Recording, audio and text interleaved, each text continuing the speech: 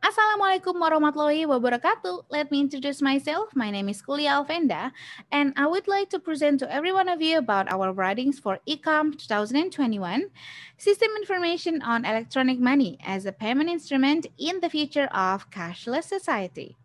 I would like to introduce our authors, myself Quliah Alfendah, Mrs. Ika Kusumawati, Mr. Rachmat Yumadhi, Mr. Aceng Hidayat, and also Mrs. Umi Rusilowati. We are from University of Pamulang. I would like to start this presentation by asking every one of you, how much money do you have in your pocket right now? Please check them out. Do you have any cash or a very small amount of cash? Surprisingly, it is very normal right now if you don't carry any cash.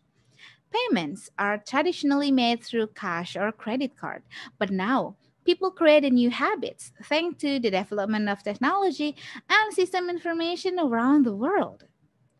Digital-based non-cash payments are more and more turning into a payment trend in various retail and also marketplace sectors, even for the everyday needs of Indonesian people.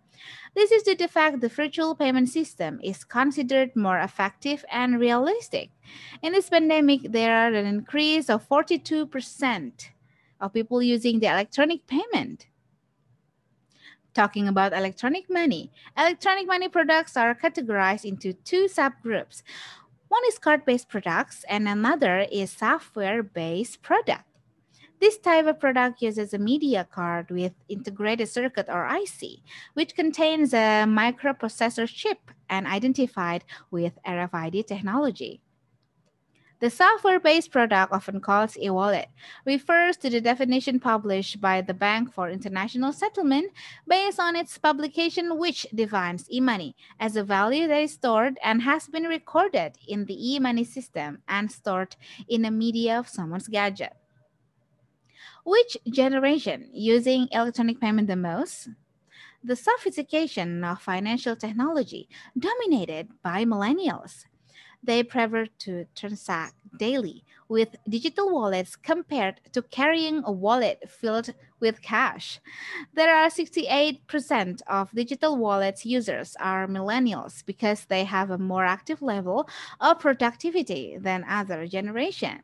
Implies that the initiation of the less cash society movement, which is a social phenomenon that occurs in a society that tends to reduce the use of cash as a transactions and switch into using electronic payments.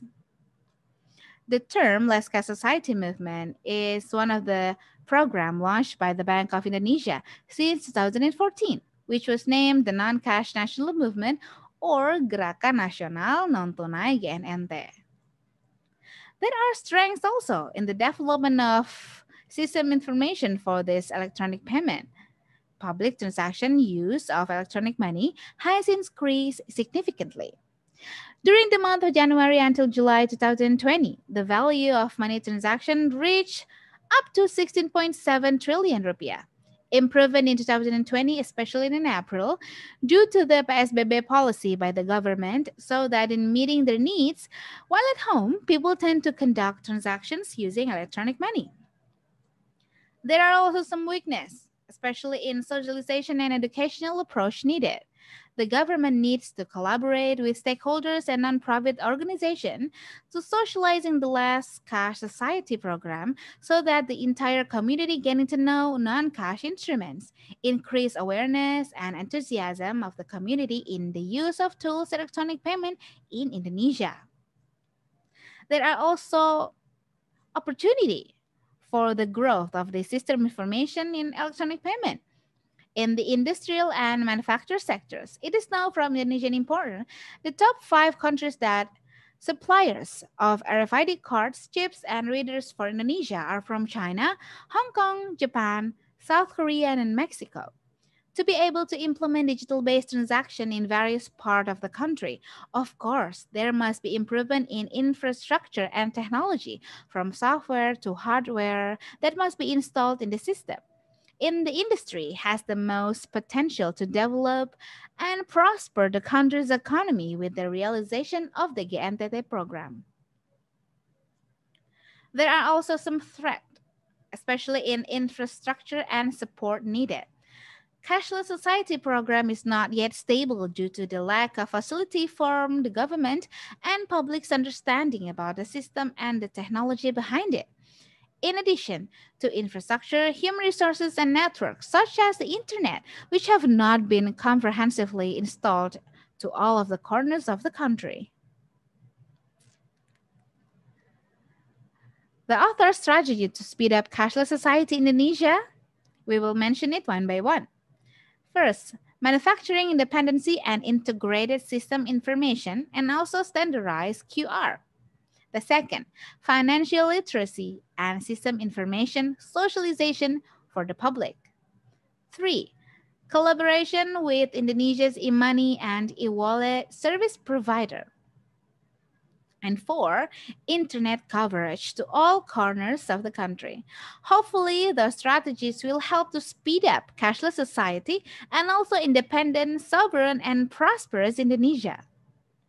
Initially, it was predicted that a cashless society would only be realized in 2030.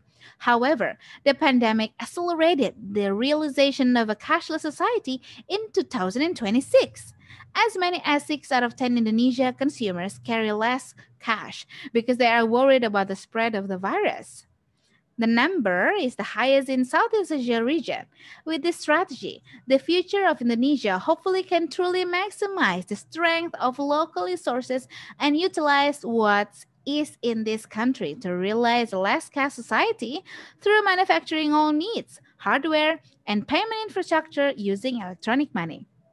So that Indonesia do not only as consumers, but also grow local industries and optimally utilize human resources so that an independent, sovereign, and prosperous Indonesia can be realized.